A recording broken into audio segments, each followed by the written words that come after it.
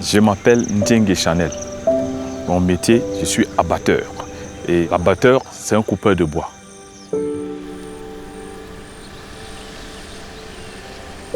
Nos grands-parents nous disaient que tous ces arbres de la forêt que vous voyez, ce sont des petits-fils à autrui. Tous ces gens qui partent pour les abattre, ce sont des tueurs, ce sont des criminels. Je ne suis pas un tueur d'arbres, au contraire.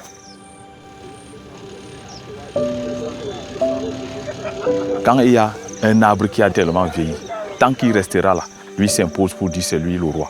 Alors je crois que quand je l'enlève, ça permet aux jeunes plants de prendre la relève. Je dialogue souvent avec l'arbre. Je lui dis, bon, moi, quand je t'enlève, c'est pour permettre aux enfants, à tes enfants, d'évoluer demain après demain.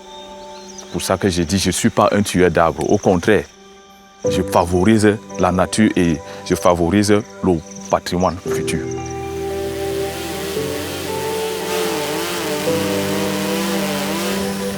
A falling tree never leaves people indifferent, especially today in a context of climate change where protecting forests becomes a major issue, especially here in the forest of the Congo Basin, which has become the first lung of the planet before the Amazonian forest. But this forest is threatened by mining, agriculture, road construction, and over-exploitation of wood. Yet this wood is an essential resource for people, but also a renewable resource if the forest is exploited without degradation.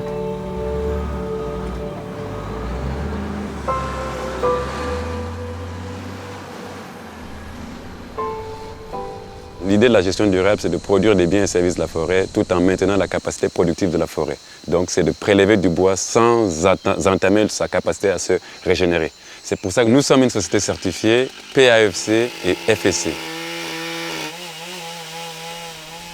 Et dans ce contexte, nous ne prélevons que 1,5 pied par hectare tous les 25 ans. L'élaboration d'un plan d'aménagement forestier permet aux concessionnaires forestiers de décrire la succession des activités dans le temps et dans l'espace. Donc toutes les opérations forestières qui sont menées doivent être décrites et gérées durablement.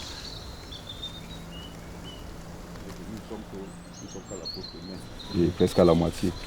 Ça fait moins un point sur la. Le plan d'aménagement, c'est la base même de l'exploitation, de la gestion durable des forêts.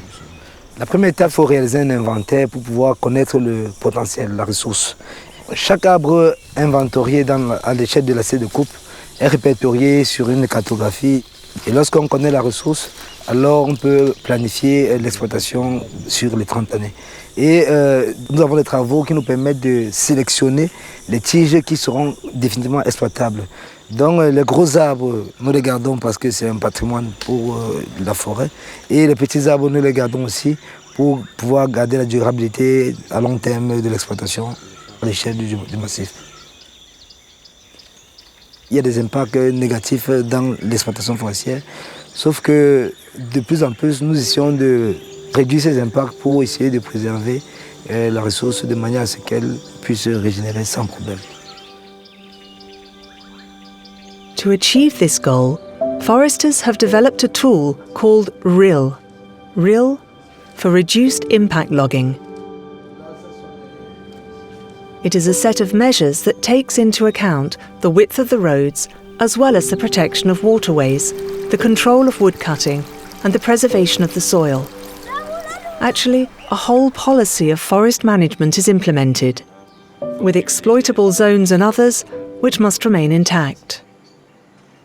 Dans la démarche de l'aménagement forestier, donc dans une gestion durable, le rôle du concessionnaire, c'est de mettre en place une stratégie qui permet d'identifier les zones d'intérêt pour les communautés, pour la faune, pour la biodiversité et conserver des habitats spéciaux pour garantir que la forêt reste toujours la forêt et qu'elle produise ses services récréatifs de production sociale, culturelle, de préservation de la faune. Donc l'exploitation de la forêt, si elle est faite dans un contexte de gestion durable, n'entame en rien le potentiel forestier et ne perturbe pas l'équilibre dans les changements climatiques. Nous sommes une solution dans le bassin du Congo, nous ne sommes pas le problème. To guarantee the preservation of the forests, the foresters go further. Of the hundreds of tree species available, only about 50 are exploited. To prevent these species from over-harvesting, some forest concessions have a reforestation program. They replant what they cut. La pépinière, elle a une capacité de 20 000 plants. Nous devons en planter 5 000 chaque année.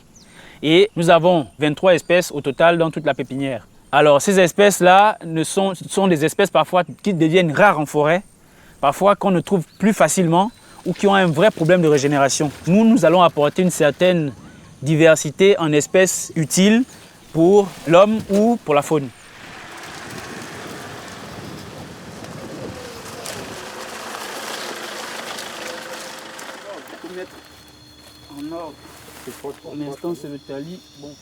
Dans une trouée d'abattage, nous mettons 9 plants de 3 essences. Là, le taux de réussite est de 70%. Les 30% qui sont prélevés, c'est généralement de la prédation des animaux, des éléphants, tout ce qui va avec les céphalophes, ou alors ça peut être de la mortalité. Nous faisons ce qu'on appelle une exploitation responsable. Nous remplaçons tout ce que nous coupons, et même plus. En plus de ça, je vais dire qu'on arrive à se soucier des générations à venir, à pouvoir enrichir la forêt et apporter une biodiversité même qu'on n'arrive plus à trouver de nos jours. This legitimate ambition requires the support of research. Fundamental research, of course, but also applied research, because it is in the field that we can find out how vegetation behaves and how the forest develops. Protecting a forest also means understanding it better. This involves the sustainability of forestry operations, but not only. Une entreprise qui fait dans la gestion durable, c'est cette entreprise qui protège la forêt et derrière les communautés qui vivent de cette forêt. La grande menace, c'est sans gestion durable, la forêt est vouée aux coupeurs de bois, mais pas aux récolteurs. C'est laisser la forêt entre les mains des agro-industries qui, eux, coupent tout pour pouvoir planter. On ne fait pas de plantation sans avoir tout coupé. Aujourd'hui, on a des gens qui récoltent.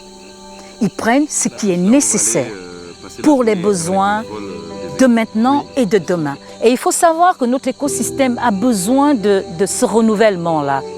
On a derrière aussi les aspects en lien avec la séquestration de carbone.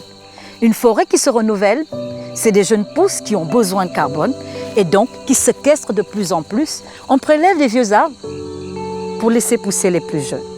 Et c'est aujourd'hui en réalité ce qu'il faut pour les forêts du bassin du Congo. Ils laissent la forêt se reposer pour revenir plus tard pour prélever la ressource qui est nécessaire. Et ça, c'est vraiment du domaine de la gestion durable, donc les écosystèmes qui sont certifiés.